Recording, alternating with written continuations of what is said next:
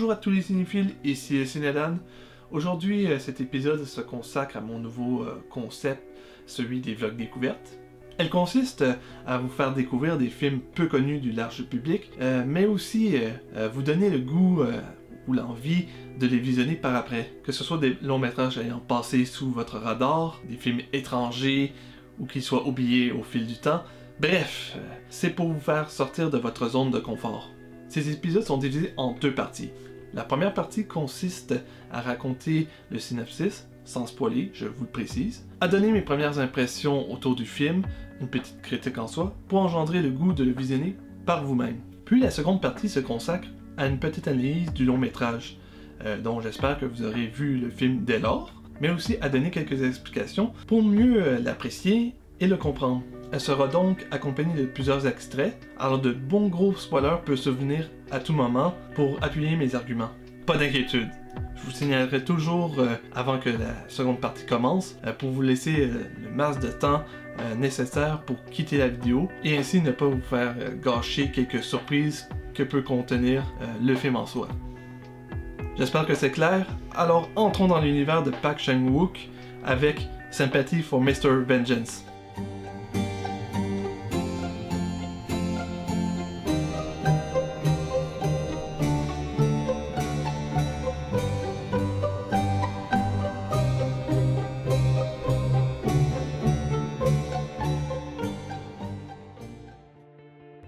Mais qui est Park Chan-wook? Park est l'un des réalisateurs influents de la nouvelle vague du cinéma sud-coréen. Cette nouvelle vague permettra aux réalisateurs coréens de laisser de côté les films qui dépeignent une critique sociale pour des films de genre comme les thrillers ou l'horreur, dans l'intérêt de se libérer du traumatisme de l'après-guerre. Et ainsi naît, dans les années 2000, cette nouvelle vague qui permettra au cinéma sud-coréen de se distinguer à l'international. En 2002, à l'époque peu connue, Park réalise Sympathy for Mr. Vengeance. C'est le premier film d'une trilogie sur le thème de la vengeance, incluant des titres comme Old Boy et Lady of Vengeance qui la conclut allègrement bien. Ce sont des drames policiers et des thrillers d'une redoutable efficacité pour le retournement de situation.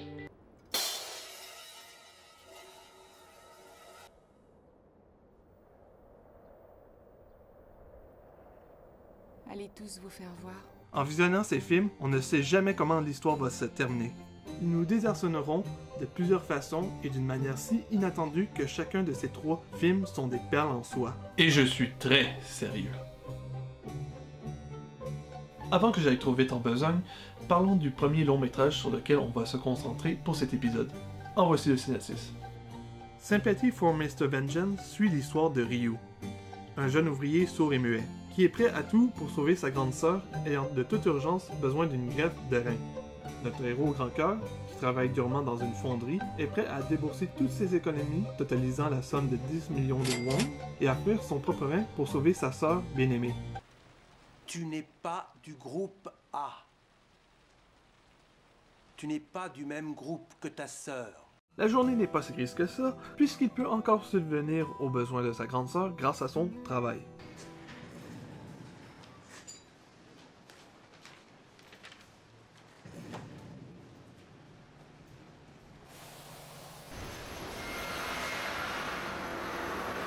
Ils nous volent notre travail! C'est un scandale! Ils nous volent notre travail! Ils nous volent notre travail! Ils nous volent notre travail! Ouais, ils volent notre travail! Mais de quoi on parle, là? Ryu sait qu'il sera très vite à court de ressources pour payer la greffe de sa sœur. Alors il se tourne vers des trafiquants d'organes pour arriver à ses fins le plus vite possible. La bonne idée. Tu nous donnes un de tes reins plus tes 10 millions et nous, on te donne un rein compatible. Un bon rein pour ta sœur. Ça te va? Devinez ce qui lui arrive par la suite. Ryu se réveille nu et abandonné après l'opération. On ne lui a pas donné le rein compatible promis et on lui a raflé aussi ses économies et bien sûr l'un de ses reins. Plusieurs jours passent. Malgré cette mésaventure, l'hôpital dispose enfin d'un rein pour sa sœur. C'est une super nouvelle, ça, dis donc. Un donneur si vite, c'est rare. C'est un miracle.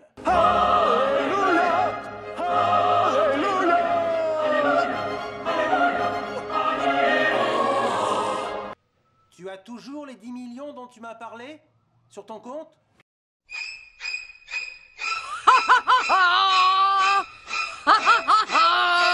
Là, vous vous dites, on y est enfin.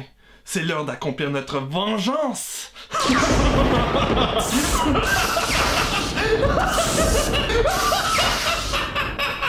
Et ben, vous vous mettez un doigt dans l'œil. Pourquoi faire simple quand on peut faire quelque chose de bien plus stupide que se fier à des trafiquants d'organes? Sérieusement. La solution pour lui est de se tourner vers Yu Ming, sa petite amie radicaliste et la chef d'un groupe terroriste combattant le néolibéralisme de la Corée du Sud. Il faut chasser les Américains. Il faut chasser les Américains. Détruisons le néolibéralisme. La petite amie idéale à présenter à sa famille. Cette dernière va donc l'aider à imaginer un plan dans le but de kidnapper la fille de Dongjing, l'ex-employeur de Ryu, pour obtenir la somme suffisante pour financer l'opération de la greffe. La bonne idée. Je suis sarcastique. Loin d'être la solution idéale, cette entreprise criminelle marquera le début d'un enchaînement d'événements aux lourdes conséquences, qui amènera obligatoirement Ryu à se venger des trafiquants, mais il va aussi appeler d'autres personnes à aller dans cette voie. Celle de la vengeance! Et ça ne s'arrêtera pas.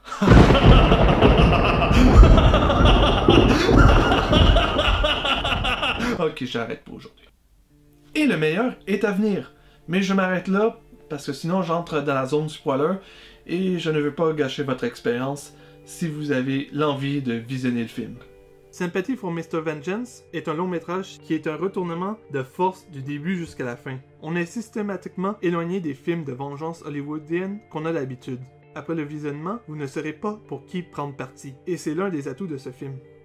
La structure narrative est celui d'une tragédie, où l'on prend conscience que la vengeance, ce n'est peut-être pas toujours la meilleure solution en soi. Et le film nous fait constamment questionner à ce sujet, d'où l'intérêt de voir la trilogie de Park dans son ensemble. Certains peuvent reprocher l'approche de Park de combiner les genres dans ses longs métrages, ce qui donne un cachet assez inusité, à la fois tragique et comique. Cela engendre un certain malaise, mais ce sont des malaises qui sont surmontables si on lui en donne sa chance.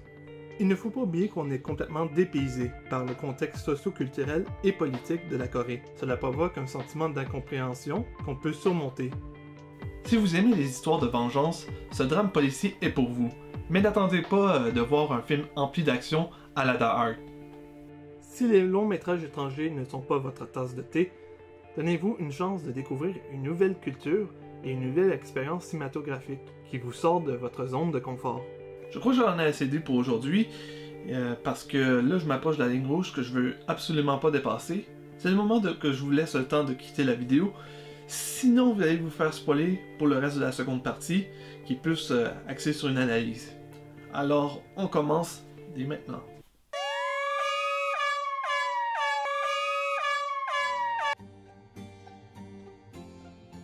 Plus qu'un film de vengeance, Sympathy of Mr. Vengeance aborde le problème social et politique de la communication en Corée. Que ce soit l'écoute ou le parler, il y a évidemment un souci à ce niveau-là, ce qui amène tant de confrontations entre les personnages de Ryu et de Dongjing. Est-ce que tu comprends? Vous l'avez bien compris, le film parle de la relation tendue entre les deux Corées et leur communication limitée.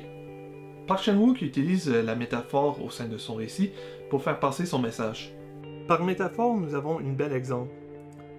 Dans cette scène-ci, où Yomi raconte une histoire sur un homme qui croyait avoir deux têtes, une entité unique divisée par deux esprits opposés, qui a d'horribles maux de tête à cause de l'une d'entre elles.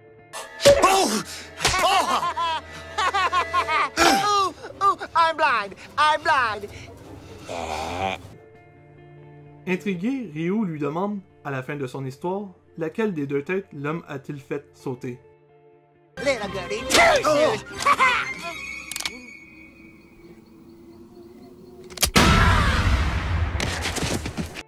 Le long métrage ne répond pas à la question, parce qu'il ne s'implique pas à donner une raison à l'un des deux partis politiques de la Corée qui ont entredéchiré le pays. Malgré tout, la scène reflète par sa mise en scène cet état d'esprit de la division. Dans le plan, Ryu est à droite du cadre et Yumi de l'autre. Entre eux, il y a un miroir qui les sépare, la représentation de la DMZ, la zone démilitarisée. La Corée est divisée physiquement par une ligne, la DMZ, et c'est par des moyens de communication indirects que Séoul et Pyongyang réussissent à calmer le jeu lors des grandes tensions. Le miroir sert aussi bien à cette communication indirecte, et ce n'est pas à la seule scène où l'on les voit utiliser le miroir comme dans celle-ci. Cette fois, la division n'existe pas, parce que les deux personnages travaillent ensemble pour un même objectif, kidnapper la fille de Dongjin pour une rançon. Seuls leurs intérêts divergent, Ryu pour soigner sa sœur et Yoo-min pour financer son groupe terroriste. Dans cette scène, Yoo-min est la seule à parler, et ce qu'elle dit ne sert qu'à mieux se convaincre, mais aussi à vous convaincre que leur intention criminelle soit louable. Écoute-moi. Son père et sa mère, tu vois, ils vont être super contents de retrouver leur petite. Ils prendront conscience qu'ils l'adorent, et du coup, ils le lui montreront. Si ça se trouve, après cette histoire, ce sera une famille plus unie qu'avant. Alors, on demande que 26 millions. C'est vrai, quoi. La plupart des conversations, que ce soit Ryu avec Yoo-min ou Dongjin avec les enquêteurs, demeurent unidirectionnelles. L'un parle, tandis que l'autre n'écoute pas spécifiquement, comme si certains étaient aussi sourds que Ryu. Monsieur Park, vous êtes toujours là? Ryu est handicapé par ce fait. Là où est situé son véritable handicap, il le dit dans sa lettre au tout début par une intermédiaire. Il a du mal à communiquer. C'est son véritable handicap, mais c'est aussi le handicap de la Corée en elle-même. Pour communiquer entre Séoul et Pyongyang, il faut passer par des intermédiaires tels que des ambassadeurs ou des représentants. Petite parenthèse, la scène de torture de Yoo-min rappelle le problème de la communication, mais aussi sur les techniques d'interrogatoire que le Nord utilise contre son propre peuple dans des camps de concentration. Ici, on endommage volontairement l'ouïe de Yoo-min en plaçant des électrodes à ses oreilles, ce qui souligne le problème que j'ai maintes fois évoqué jusqu'à maintenant. Écoutez.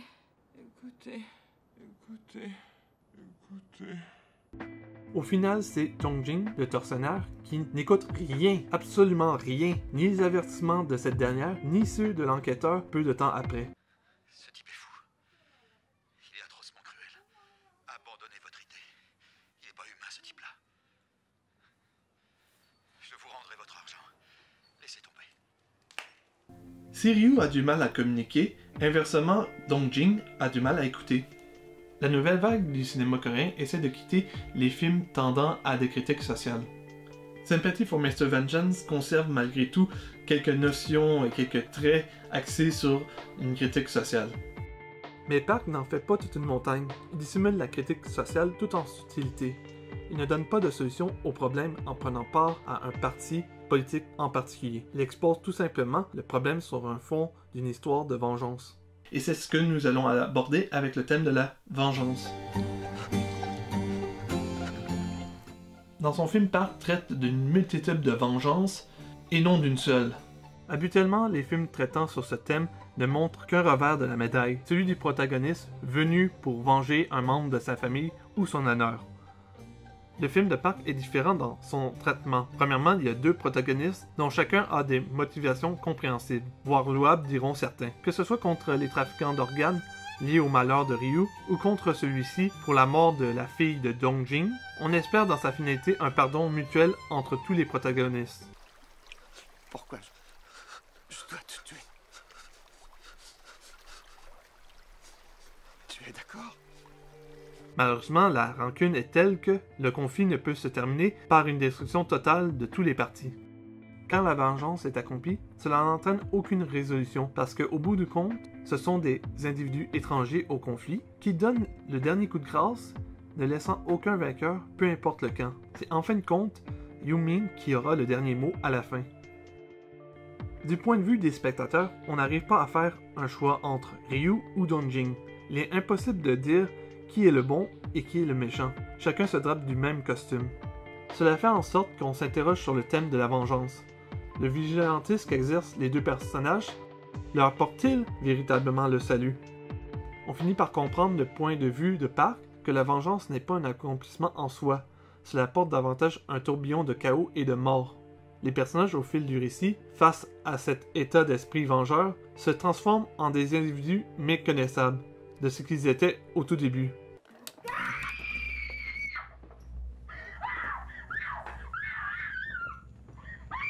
La sympathie qu'on avait pour eux s'inverse dans chacun de leurs actions entreprises, mettant les spectateurs toujours dans une posture d'indécis. On les félicite ou on les déplore. Au final, nous voulons absolument qu'ils fassent la paix pour que tous les partis soient gagnants et que nous soyons nous-mêmes gagnants dans cette histoire. En conclusion, Sympathy for Mr. Vengeance est une œuvre complexe qui cherche à nous atteindre et il réussit à nous interpeller et à nous faire réfléchir. Pour bien comprendre le film, il faut prendre conscience du contexte social et historique de la Corée. Cela rajoute à l'appréciation du long métrage. Le film critique une société en pleine mutation et en quête d'identité. Park n'appelle pas à la révolte, mais à ouvrir les yeux et à tendre la main plutôt qu'à s'isoler et à être rongé par une éternelle rancune vengeresse. Si le protagoniste avait su résoudre le problème de la communication, il n'y aurait sans doute pas eu de conflit, ni cette fin tragique en soi. Durant le film, on est témoin de la bêtise humaine qui, encore aujourd'hui, appelle à des conflits entre deux nations qu'on espère de tout cœur éviter. Si jamais les États-Unis oublient le passé et nous déclarent à nouveau la guerre, nous les anéantirons. J'espère que vous avez apprécié la vidéo et que ça vous a donné le goût de voir ou de revoir le film. J'en aurais beaucoup à dire, mais je conserve certains éléments pour les prochains épisodes consacrés à la trilogie. Abonnez-vous pour les découvrir et n'oubliez pas de mettre un petit pouce bleu si vous avez aimé la vidéo. Alors c'était le Ciné Dan et je vous dis bon cinéma.